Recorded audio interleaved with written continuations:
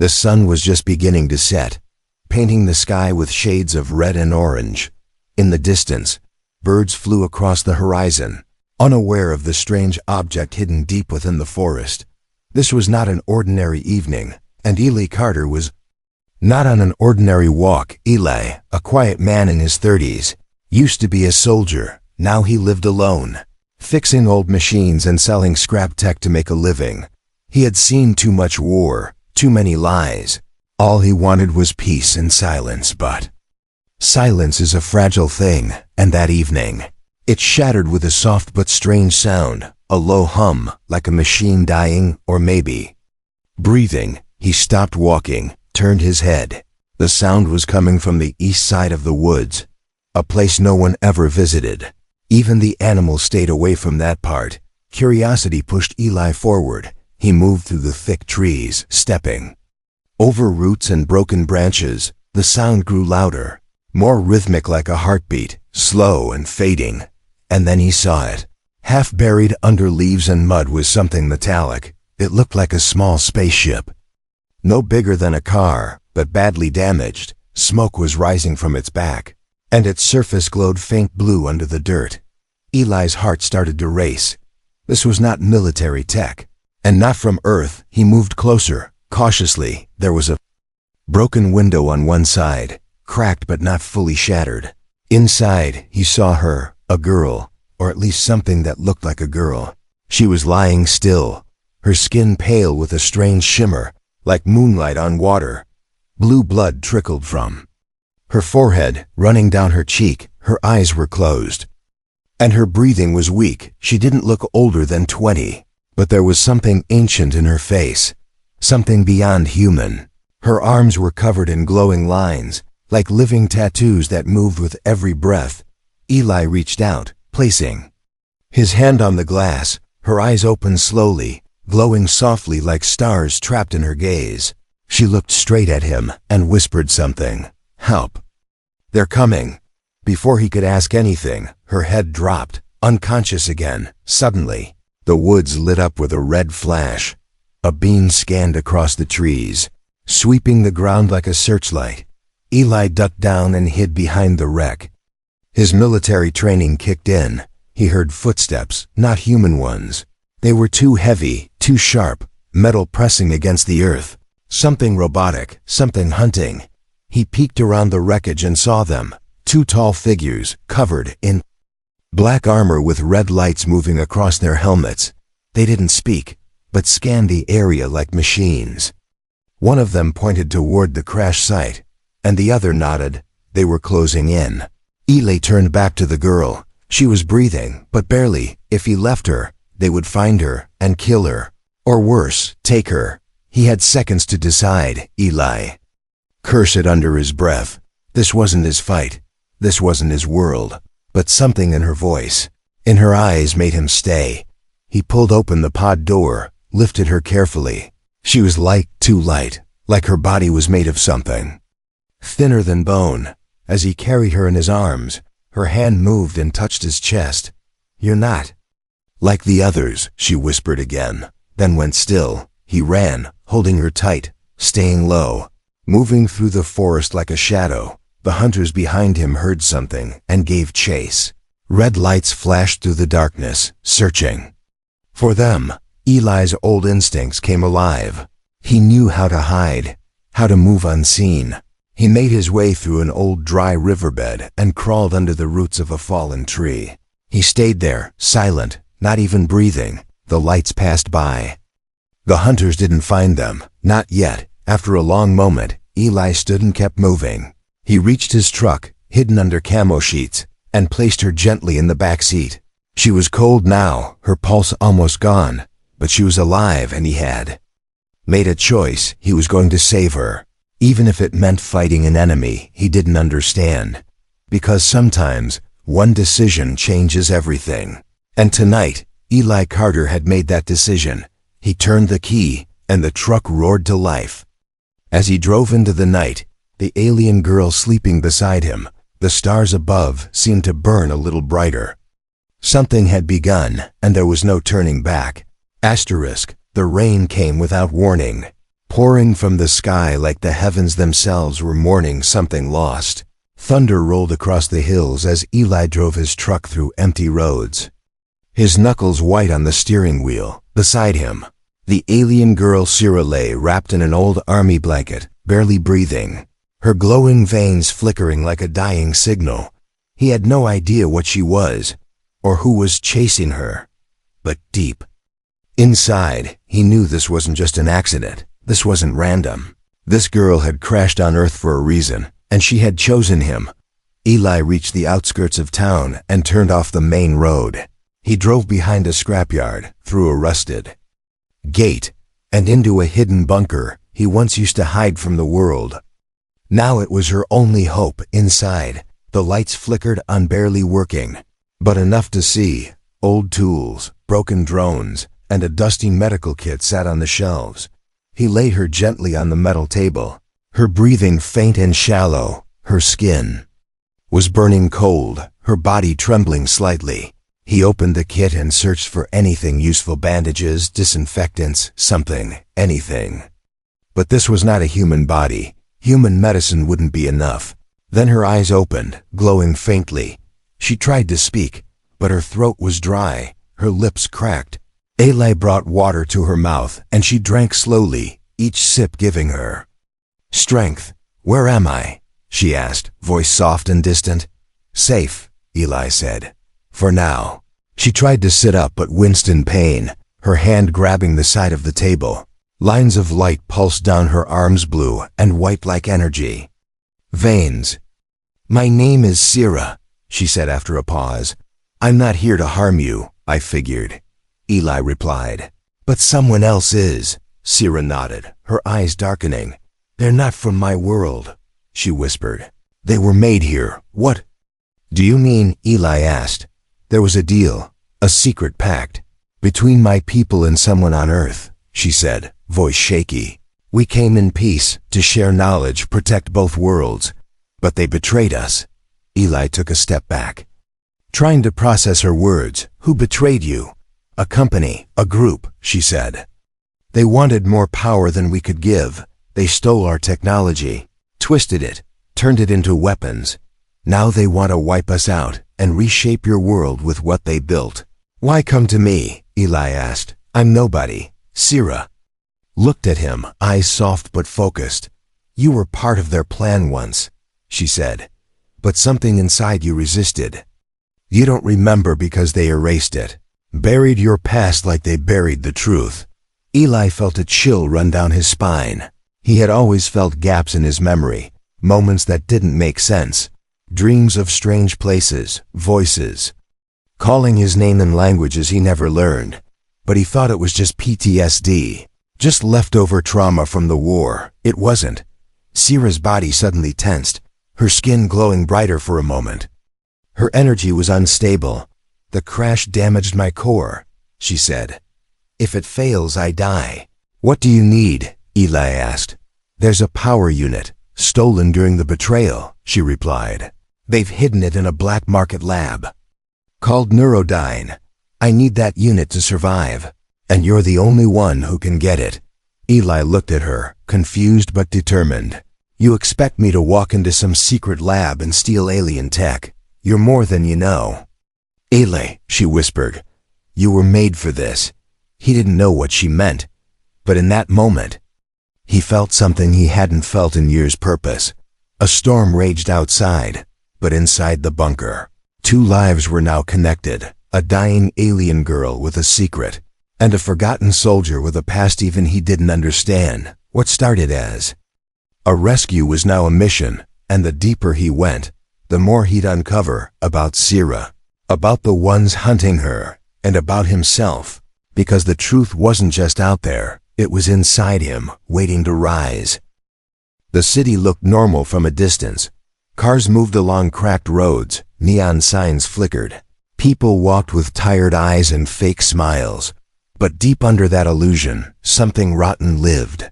Something not meant for human eyes, and Eli Carter was walking straight into its mouth. He stood in the rain, hood up, backpack slung tight over his shoulder. His mind repeated one name again and again: Neurodyne.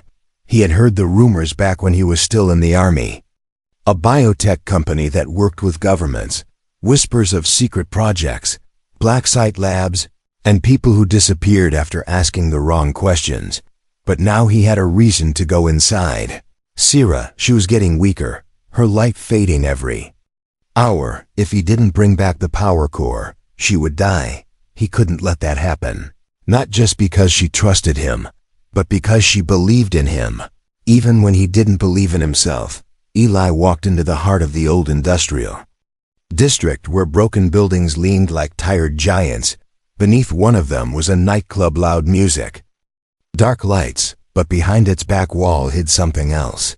A black market tech hub where illegal cyberware was traded like candy, where one wrong question could get you erased. He met a contact there, Lex, an ex-Neurodyne engineer with one synthetic eye and zero patience. Lex laughed when Eli said he needed a power core from a classified alien prototype. "You're either stupid, brave, or both," Lex said, lighting a cigarette. "Either way, I like it." Lex gave him a map, a thumb drive, and a warning. If you go in, you don't come out the same. If you're lucky, you come out dead. But Eli wasn't turning back that night. He broke into the underground lab. Neurodyne's facility was hidden beneath an abandoned subway line. Steel doors, security drones, and retina scanners guarded every inch. But Eli knew how to move in shadows. He slipped past guards, hacked doors, and followed Lex's map through winding corridors. Inside the lab, he saw things that didn't belong on Earth.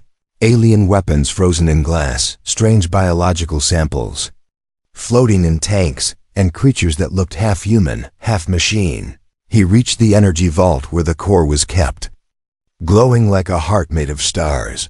But before he could grab it, he saw a file. It had his name on it. He opened it, his hands shaking. Inside were records of Project O. He saw photos of himself strapped to a table, wires in his arms, a glowing chip embedded in his spine. Memories came flooding back, flashes of pain, voices in another language, needles, commands. He had been part of it. He had been a test subject. Sira was right. They had wiped his memory. But why? The file said one thing that chilled his blood. Subject 17, hybrid compatibility confirmed. Eli staggered back, heart pounding. Was he even fully human anymore? Suddenly, alarms blared. He had been spotted. Security bots swarmed in, red eyes flashing. Eli grabbed the power core, smashed a glass tube to cause a distraction, and ran. Bullets flew past him, walls lit up with sparks. He climbed through vents, crawled through slime-covered tunnels, and finally burst out into the night. Bleeding, gasping, but alive, core in hand, truth in his head. Back at the bunker, Sira opened her eyes as Eli returned. Her voice was weak but steady. "You saw it, didn't you?" He nodded. "They used me," he said. "They built something inside me, and they'll come for it," she replied. "But now, we fight back." In that moment, Eli realized he wasn't just helping an alien girl anymore. He was part of something bigger, something dangerous, and maybe, just maybe, something worth dying for. Asterisk, the bunker had never felt this quiet. No hum of machines, no whispers from Sira, just silence, thick and uneasy. Eli sat in the corner, staring at the floor. The power core glowed faintly on the table, pulsing with quiet energy. But inside his chest, something else pulsed louder: fear, confusion, and a question that wouldn't stop asking itself. What am I? Sira was resting now, her wounds slowly healing as the energy worked through her body. But Eli couldn't sleep, not after what he saw in that lab. Not after learning that Project Echo wasn't just about alien tech. It was about him. His DNA had been modified. They didn't just experiment on him, they built something inside him. Something waiting to be triggered. But why him? As he stared at the concrete wall, a sudden noise made him freeze.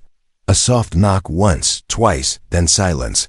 Eli stood up slowly, grabbed his old rifle from the rack, and moved to the door. Through the peephole, he saw a familiar face, Agent Morales. The same government agent who investigated the crash site. Clean suit, calm voice, cold eyes. Eli opened the door a crack.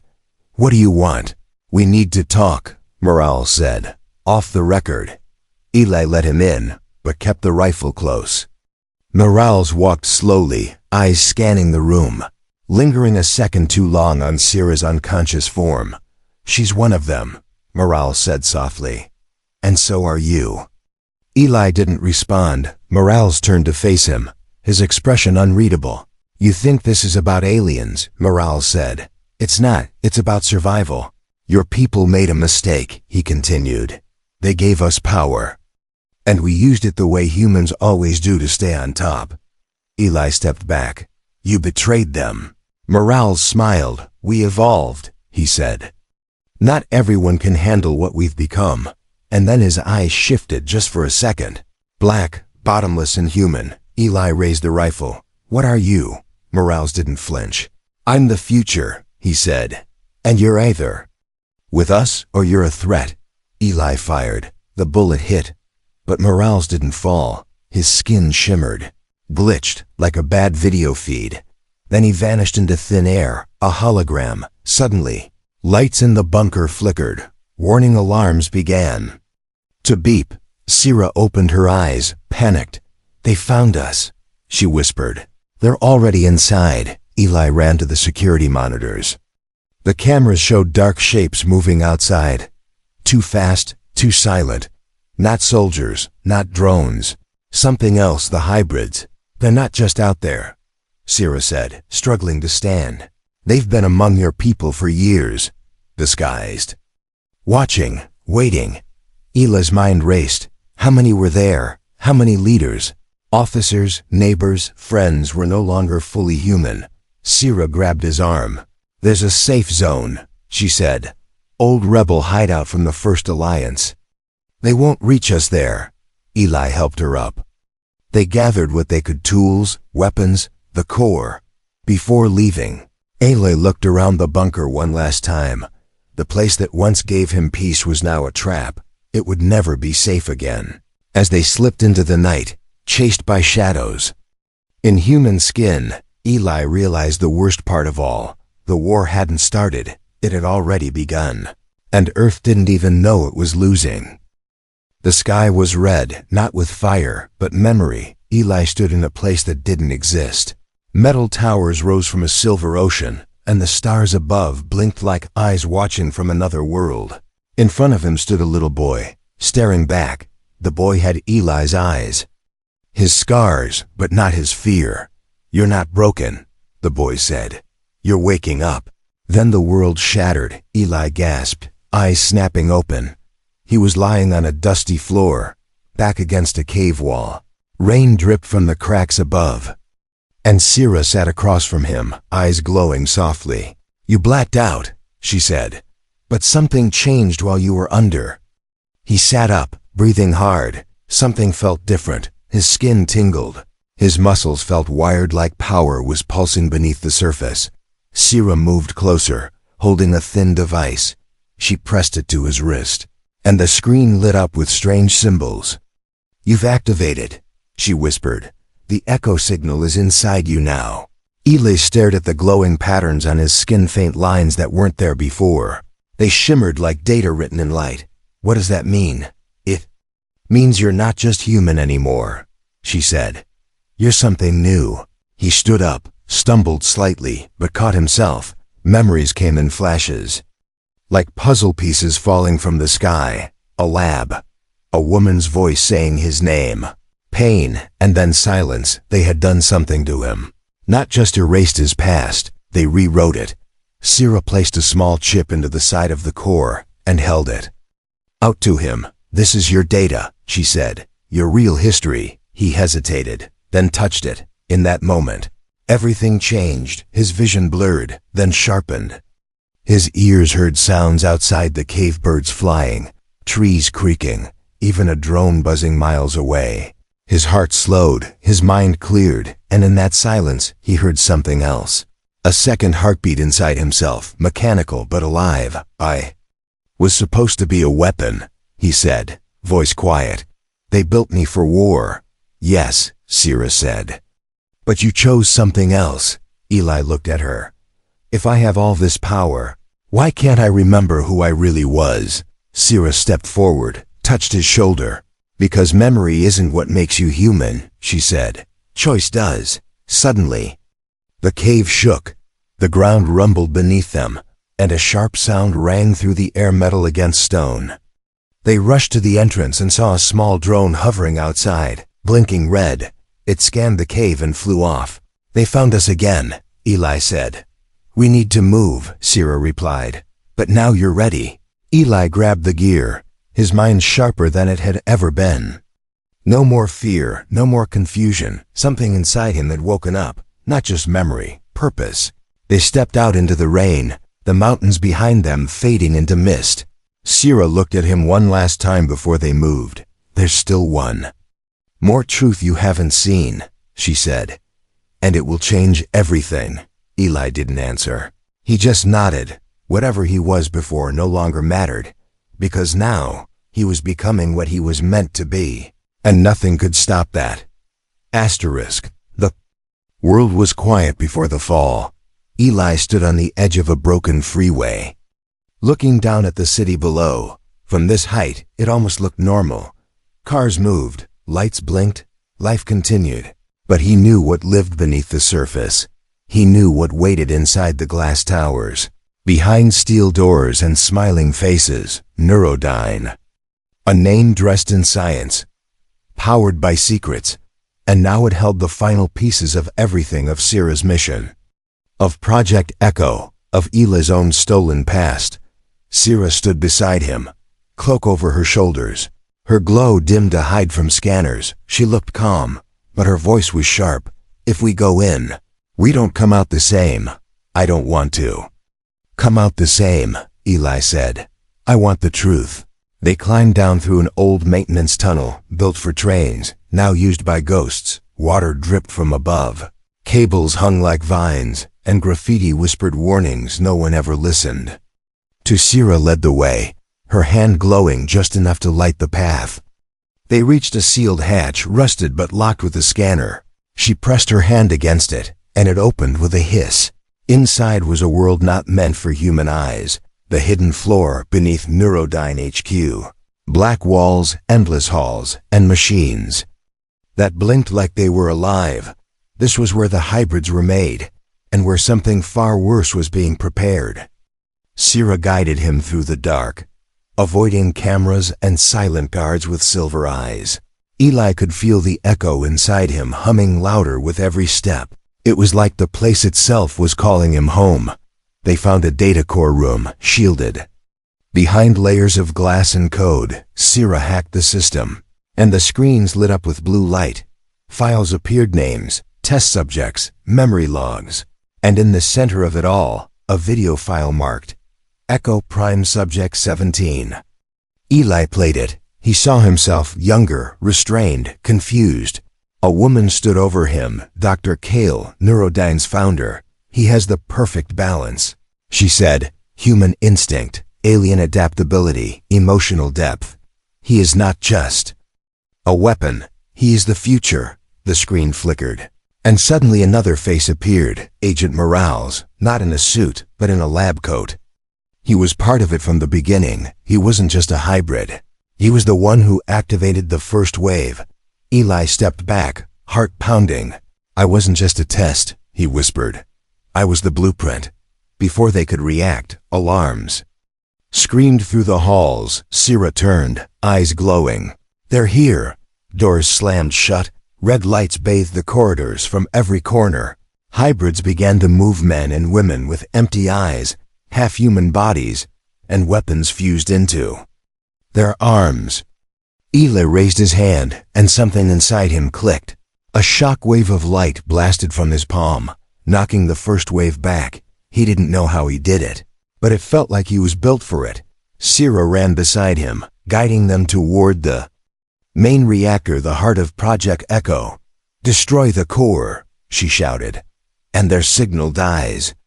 But standing in their path was Morales. His skin shifted, revealing the metal beneath.